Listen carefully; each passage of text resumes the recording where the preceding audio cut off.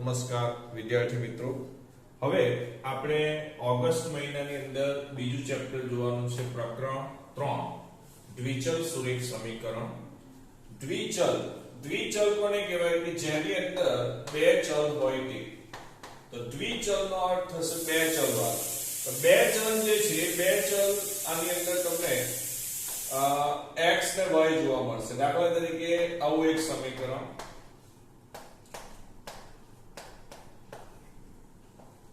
x + y = 5, x + y + 5 = 0. તો આની અંદર આ એક ચલ છે x, આ બીજો ચલ છે અને આ અચલ છે.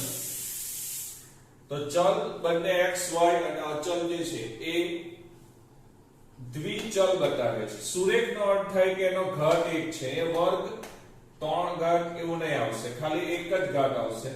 જેને એક ઘાત હોય એને આપણે સુરેખ સમીકરણ કહીએ છીએ. તો અહીંયા આ સુરેખ સમીકરણ છે. તો આ સુરેખ સમીકરણ હોવાથી અહીંયા x + y + 5 = 0 એ દ્વિચલ સુરેખ સમીકરણ કહેવાય. ઓકે, હવે આ સમીકરણને આપણે પ્રમાણિત સ્વરૂપે લખીએ. તો આ નવું નથી, આ તમે બધા પ્રાઇમરીમાં 7મા ધોરણની અંદર ભણી ગયા છો. દ્વિચલ સુરેખ સમીકરણ એટલે એનું પ્રમાણિત સ્વરૂપ આવું છે, ax + by + c = 0, જ્યાં a b અને c એ અચલ છે અને x અને y એ ચલ છે.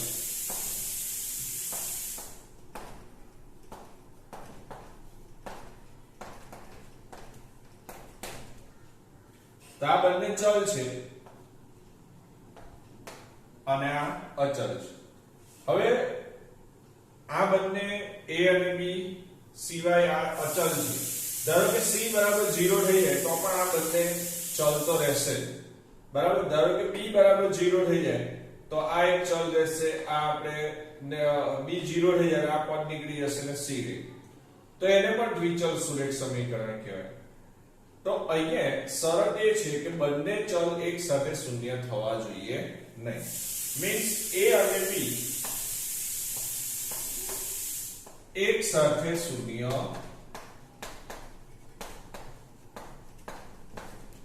ન હોય. તો આ આપણી શરત છે. બીજું અહીંયા એ શરતને આપણે બીજી રીતે દર્શાવી શકીએ, a² + b² બરાબર નથી 0. આના વડે પણ દર્શાવી શકો. આ એવું બતાવે છે કે a અને b એક સાથે શૂન્ય નથી. તો આપણે આવા ઘણા બધા સમીકરણ જોયા છે. થોડા ઉદાહરણ તમને સમજાવો. તો કે ભાઈ બે ભાઈ છે, મન અને માનવ. આ બંને પાસે અમુક લખોટી છે જેનો કુલ સરવાળો 70 થાય છે. તો આ સમીકરણ બનાવો. તો ધારો કે મન પાસે x છે અને માનવ પાસે y છે. તો આપણે આવું સમીકરણ બનાવતા હતા કે x + y = 60. આ રીતના તમે આ સમીકરણની અંદર બે ચલ x ને y ગોઠવી શકો. પછી ઉંમર વાળા આવે, પછી પેન અને પેન્સિલની કિંમત વાળા આવે. એવા ઘણા બધા સમીકરણો છે, બરાબર. તે સમીકરણો પરથી આપણે આ દ્વિચલ સુરેખ સમીકરણનો ઉકેલ મેળવવાનો છે.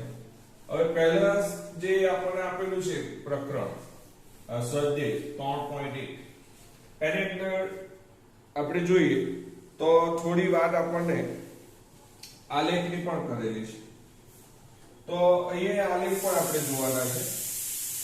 તો સુરેખ છે એટલે બે દ્વિચલ સુરેખ સમીકરણ યુગ્મનો અર્થ થશે એ બે સમીકરણ આપેલા હશે. તમે યુગ્મ એટલે જોડી. તો અહીં બે સમીકરણ આપેલા હોય તો બે સમીકરણ તમારે આલેખ દોરવા પડે. તો કદાચ એ સમીકરણ આલેખ આવો આવી શકે, બંનેનો સમાંતર આવે, અથવા બીજી શક્યતા એવી છે કે એક આ રીતનો હોય અને એક આ રીતનો હોય, એટલે કે બંને એકબીજાને એક બિંદુમાં છેદે. અથવા ત્રીજી શક્યતા એવી છે કે આ જે આલેખ છે એની ઉપર જ બીજો આલેખ છે આ રીતના. તો આટલી આ શક્યતાઓ રહેલી છે. બરાબર, તો એ તમે સમજી ગયા હશો કે આ એક, આ બે અને આ ત્રણ પ્રકારના આલેખ આમાં આવી શકે.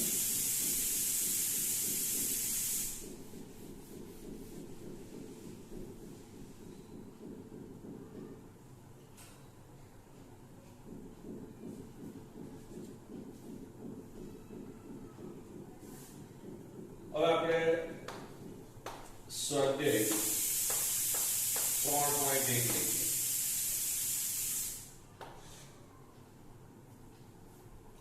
એમાં પહેલો દાખલો કે આફતાબ તેની દીકરીને કહે છે કે 7 વર્ષ પહેલા મારી ઉંમર તે વખતની તારી ઉંમર કરતા 7 ગણી હતી. હવે પછીના 3 વર્ષ પછી મારી ઉંમર તારી તે વખતની ઉંમર કરતા 3 ગણી હશે. શું આ રસપ્રદ છે? આ પરિસ્થિતિને બેઝિક રીતે અને આલેખની રીતે દર્શાવો. ઓકે, તો અહીંયા આપણે આફતાબ અને એની દીકરીની વાત છે. તો આના ઉકેલની અંદર પહેલા તો એ સમજી લેવાનું કે આપણે બંને ચલ કોને માટે ધારવાના છે. તો એ આફતાબ જે છે તે અને એની દીકરીની ઉંમરની વાત કરી છે. તો આપણે હાલની ઉંમર ધારી લઈએ. ધારો કે આફતાબની હાલની ઉંમર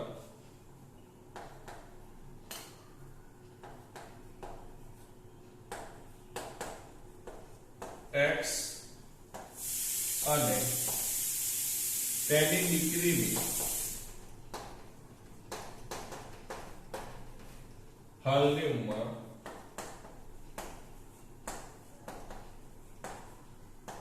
y વર્ષ તારીખ.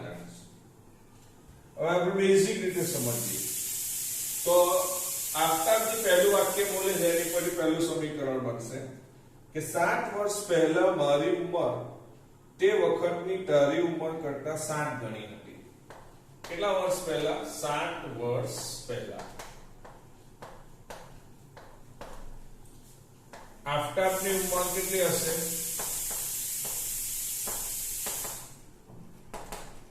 તો આફતાબની અત્યારની હાલની ઉંમર કેટલી છે? x છે. તો 7 વર્ષ પહેલા કેટલી હોવાની?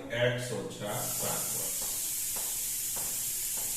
અત્યારે ધારો કે મારી ઉંમર 40 વર્ષ છે, તો 7 વર્ષ પહેલા કેટલી હોય? 40 માંથી 7 બાદ કરના એટલે કેટલા થયા? 33. તો આ રીતના આફતાબની હાલની ઉંમર અત્યારે x છે, તો 7 વર્ષ પહેલા x ઓછા 7. ચાલો હવે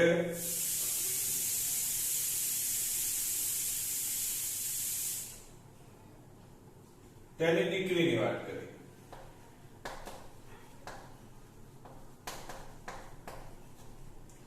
સાત વર્ષ પહેલાની ઉંમર થશે y ઓછા 7 વર્ષ.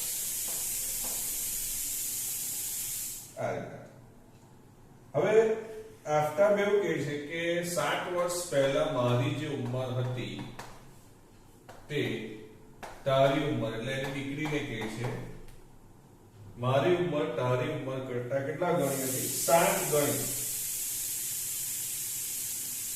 7 ગણી એટલે આ 7 ગણો વધારે હતું. તો બંનેને સરખું કરવું હોય તો આને 7 વડે ગુણવું પડે. તો આ રીતનું સમીકરણ બને. તો x ઓછા 7 બરાબર 7y ઓછા 49. તો x ઓછા 7y બરાબર -49. અને આ બાજુ લઈ લો વત્તા 7. તો x ઓછા 7y બરાબર -42. તો આ થશે સમીકરણ નંબર 1. તો આપણે બેઝિક રીતે ફેરવ્યું કહેવાય. તો હવે તમને ખ્યાલ આવી ગયો હશે. જો 60 વર્ષ પહેલા, ધારો કે આપણે એવું કહે કે 5 વર્ષ પહેલા, તો અહીં હું x ઓછા 5 લખું. હવે પછી કે ધારો કે હાલની ઉંમર મારી 40 છે, એમ કે 5 વર્ષ પછી, તો વત્તા કરવાનું, અને પહેલા કે તો ઓછા કરવાનું. બરાબર. હવે એની દીકરીની 60 વર્ષ પહેલાની ઉંમર જે છે એ y ઓછા 7 થશે. ચાલો, આ આફ્ટરની ઉંમર, આ એની દીકરીની ઉંમર. આફ્ટરની ઉંમર ત્યારે 60 ગણી વધારે હતી, તો બંનેને સરખી કરવી એટલે આ 60 ગણો વધારે છે, તો આને 60 ગણો વધારવું પડે, એટલે આને 60 વડે ગુણવાનું છે. પછી સાદુરૂપ આપો અને આ સમીકરણ 1 બનશે.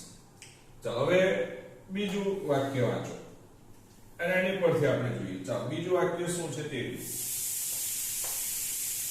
3 વર્ષ પછી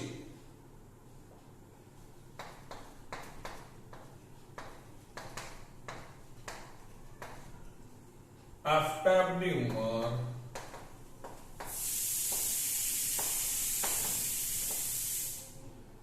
x વત્તા 3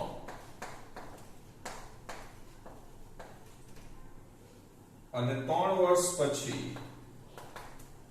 તેની દીકરીની ઉંમર કેટલી થશે? y વત્તા 3. પછી કઈ છે એટલે ઉમેરવાનું. 3 વર્ષ પછી આફ્ટરની ઉંમર થશે x વત્તા 3. 3 વર્ષ પછી તેની દીકરીની ઉંમર થશે y વત્તા 3. હવે x વત્તા 3 અને y વત્તા 3 એની વચ્ચે શું સંબંધ છે તે જુઓ. શું કહે છે? 3 વર્ષ પછી મારી ઉંમર તારી ઉંમર કરતા 3 ગણી હશે, તો x વત્તા 3 અને y વત્તા 3. તો આફ્ટરની ઉંમર આની કરતા 3 ગણી છે, તો આને 3 વડે ગુણવાનું. બરાબર છે. તો એ બંને કેવું થઈ જાય? સરખું.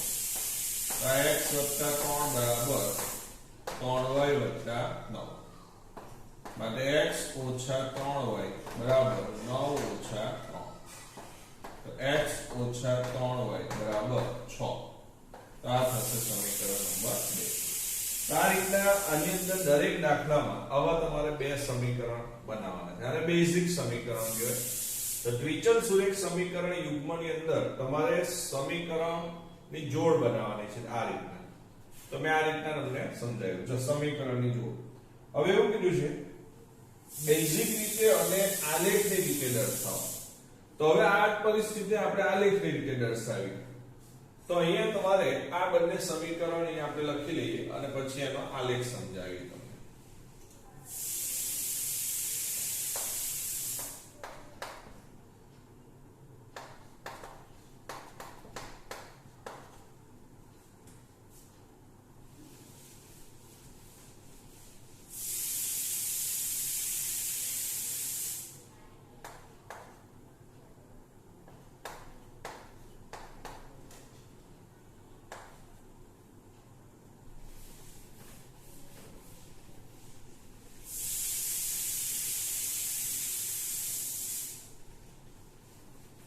તો 9મા ધોરણની અંદર આપણે આલેખ દોરેલા જ છે. તો અહીંયા આપણે ગમે તે એકને ચલ બનાવવો પડશે. તો એ હું તમને સમજાવીશ. દાખલા તરીકે -7y આપણે y ને ચલ બનાવ્યો એટલે x ને પેલી બાજુ લઈ લઈએ. તો -42 - x. હવે બંને બાજુથી નિશાની બદલી નાખીએ તો 7y बराबर 42 वत्ता x. तो y बराबर 42 वत्ता x छेदમાં 7. આ રીતનું. હવે આનો આપણે કોષ્ટક બનાવી દઈએ આ રીતના. કોઈ પણ આલેખ દોરવો હોય તો એના માટે આપણી પાસે બે બિંદુ હોવા જોઈએ. તો ધારો કે અહીંયા x બરાબર આપણે 0 લઈએ. તમને યાદ હશે 9માં આપણે લેતા હતા જુદી જુદી કિંમત. અહીંયા 0 લે તો 42 વત્તા 0 એટલે 42 ના છેદમાં 7. 7 6 42. તો y બરાબર 42 વત્તા 0 છેદમાં 7. તો 42 ના છેદમાં 7 થાય તો 7 6 42 તો આ 6 થશે. હવે અહીંયા જો તમે 6 ઉમેરો તો 42 ને 6 7 ઉમેરો તો 42 ને 7 49. તો અહીંયા x બરાબર 7 લઈએ તો y કેટલું આવે 49 ના છેદમાં 7 તો 7 7 49 તો આ 7 થશે. બરાબર છે. તો આ રીતના તમે આનો આલેખ દોરી શકો. તે જ પ્રમાણે આની વાત કરીએ તો -3y બરાબર 6 - x. આ x ને પેલી બાજુ લઈએ નિશાની બદલી નાખીએ તો 3y બરાબર -6 + x. તો y બરાબર 3 ને આ બાજુ લઈએ તો -6 + x છેદમાં 3. ચાલો હવે આપણે કોષ્ટક બનાવી દઈએ.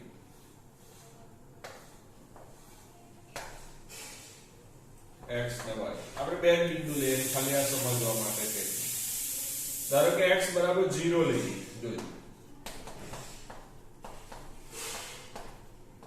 તો -6 ના છેદમાં 3 તો -2.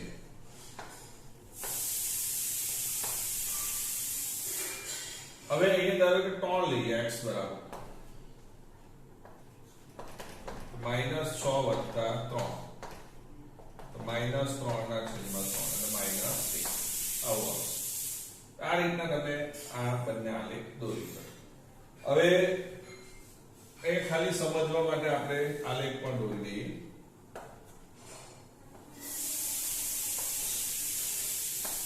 આ x અક્ષ છે આ y અક્ષ અવગમ બિંદુ છે. હવે x અક્ષ પર આપણને 0 છે 7 છે 0 છે 3 છે એવા જોઈએ તો 1 2 3 4 5 6 અને 7. y અક્ષ પર આપણને માઈનસ જોઈએ છે 1 2 અને 6 7 જોઈએ તો y અક્ષ પર એટલે આપણે અહીંયા માઈનસ નીચે સુધી લઈએ -1 -2 -3 અહીંયા લઈએ 1 2 3 4 5 6 7 8 9 અને 10. ચાલો હવે પહેલા આપણે આ રેખા દર્શાવીએ તો 0 6 તો x અક્ષ પર 0 ત્યારે y અક્ષ પર 6. તો આ x અક્ષ પર 0 તો y અક્ષ પર 6 અહીંયા છે એટલે આ આવશે પહેલું. બીજું આવશે x અક્ષ પર 7 ત્યારે y અક્ષ પર 7. તો x અક્ષ પર 7 ત્યારે y અક્ષ પર 7 એટલે આ ને આ બંને આ રીતના આવશે.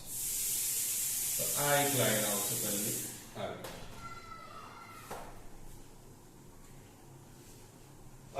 તો આ આલેખ છે એ આલેખ ને આપણે x - 7y બરાબર -42.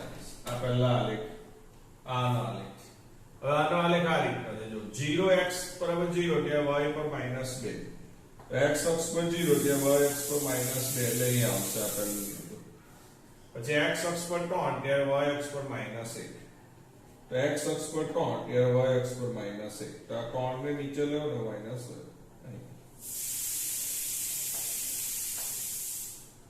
આને આને જોડી દઈએ આ રીતના.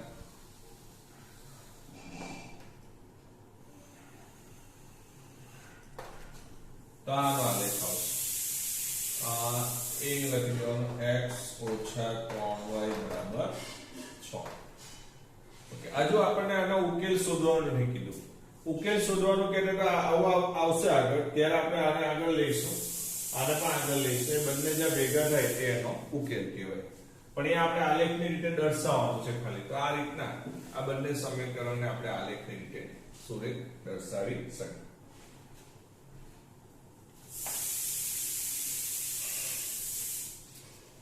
ચાલો એવો બીજો પણ એક એ છે દાખલો ક્રિકેટ વાળો છે. જો ક્રિકેટ ટીમના પ્રશિક્ષક ₹3900 માં 3 બેટ અને 6 દડા ખરીદે છે.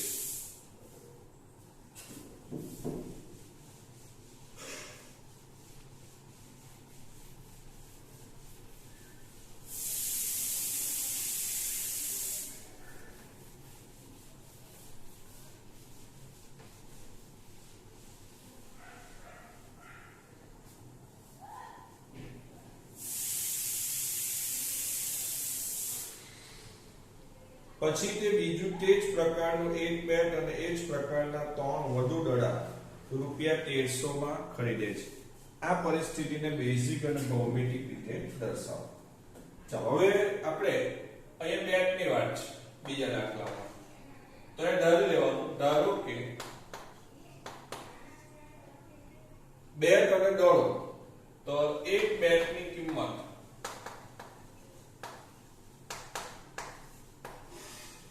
x રૂપિયા અને એક દડાની કિંમત y રૂપિયા છે. તો અહીંયા આ બેટની કિંમત અને દડાની કિંમત આપેલી છે. હવે 3900 માં એ 3 બેટ ખરીદે છે. 3900 રૂપિયામાં 3 બેટ અને 6 દડા ખરીદે છે. તો 3 બેટ એટલે 3x, 6 દડા એટલે 6y બરાબર 3900. તો 3 બેટ, એક બેટની કિંમત x, તો 3 બેટની 3x, એક દડાની y એટલે 6 દડાની 6y, એ બંનેનો સરવાળો કેટલો થશે? 3900. અને બીજું સમીકરણ આવું આવશે કે 1300 રૂપિયામાં એક બેટ અને 3 દડા, 1300 રૂપિયામાં એક બેટ અને 3 દડા ખરીદે છે. તો એક બેટ x, 3 દડા એટલે 3y બરાબર 1300. આ સમીકરણ નંબર 1 ને આ સમીકરણ નંબર 2. આ રીતના તમે બંને સમીકરણ બેઝિક રીતે તૈયાર કરીશું. હવે આપણે એને આલેખની રીતે સમજાવવા હોય અથવા આલેખની રીતે ગોઠવવા હોય તો કઈ રીતના ગોઠવાશે તે. તો આ બંને સમીકરણની અંદરથી આપણે પહેલું સમીકરણ છે 6y બરાબર, હવે આપણે 3 સામાન્ય કાઢી લઈએ. તો 3 સામાન્ય કાઢી લઈએ તો સમીકરણમાં બધે 3 સામાન્ય કાઢીએ, x રહેશે, એ 3 દુ 6 એટલે 2y રહેશે, એ 13 ટાલી 39 એટલે 1300 રહેશે. તો આ સમીકરણ નંબર 1 થઈ જાય. સમીકરણ 2 માં એવું કંઈક નીકળે એવું જ નથી, એટલે x 3y બરાબર 1300. તો આ બીજું સમીકરણ એમ જ રહેશે. હવે આપણે 2y બરાબર 1300 માઈનસ x, તો y બરાબર 1300 માઈનસ x છેદમાં 2 આવું થશે. અહીંયા 3y બરાબર 1300 માઈનસ x, y બરાબર 1300 માઈનસ x છેદમાં 3 આવું થશે. આ રીતના આ બે આપણે y સ્વરૂપના સમીકરણ મળે. હવે આપણે એના બે કોષ્ટક બનાવવાના છે. તો એ ખાલી સમજાવવા માટે તમને આ લેખ આપેલા છે એટલે સમજી લઈએ. બે કિંમત લઈશું x ને y ની.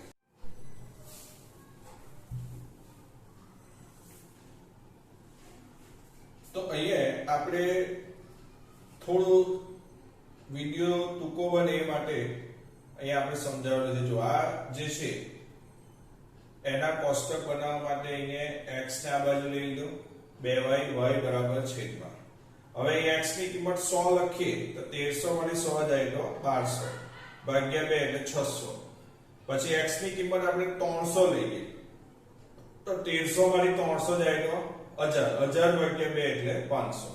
તો એવી કિંમત લેવાની કે સરળતાથી ભાગી શકાય. ચાલો એ જ પ્રમાણે અહીંયા જો 3y, x ને પેલી બાજુ લે એટલે x y બરાબર 3 આ બાજુ આવશે. હવે x ની પહેલી કિંમત આપણે લઈએ 100, તો 1300 માંથી 100 જાય તો 1200, 1200 ભાગ્યા 3 એટલે 400. પછી આપણે 600 લીધું ડાયરેક્ટ. 600 એટલે માને કે 1300 માંથી 600 બાદ કરીએ તો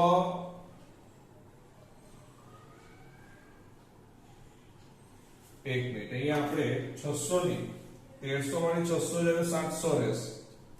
1300 ને 400 બાદ કરવા પડશે. 1300 માંથી 400 બાદ કરો એટલે 900. 900 ભાગ્યા 3 એટલે 300. તો આ રીતના થશે. હવે આ સમીકરણ જે છે એ બંને સમીકરણ અહીંયા તમને દર્શાવેલા છે. જો આમાં થોડોક સુધારો કરવો પડશે. પહેલું સમીકરણ આ છે. તો x બરાબર 100 ત્યારે y બરાબર 600. તો x અક્ષ પર 100 લઈએ એટલે y પર 600. ત્યાર પછી x બરાબર 300 ત્યારે y બરાબર 500. તો 300 ત્યારે આ 500. તો આ રીતના પહેલું સમીકરણ, આ પહેલી રેખા આવશે આ રીતમાં. હવે આ આપણે જાતે દોરીએ. જો x બરાબર 100 ત્યારે y બરાબર 400. 100 હોય ત્યારે 400 એટલે અહીંયા આવશે આ પહેલું. આ ને આ. અને 400 હોય ત્યારે 300. 400 હશે ત્યારે આ 300. તો x બરાબર 400 ત્યારે y બરાબર 300 અહીંયા આવશે. તો આ રેખાને આ રીતના દર્શાવી શકાય.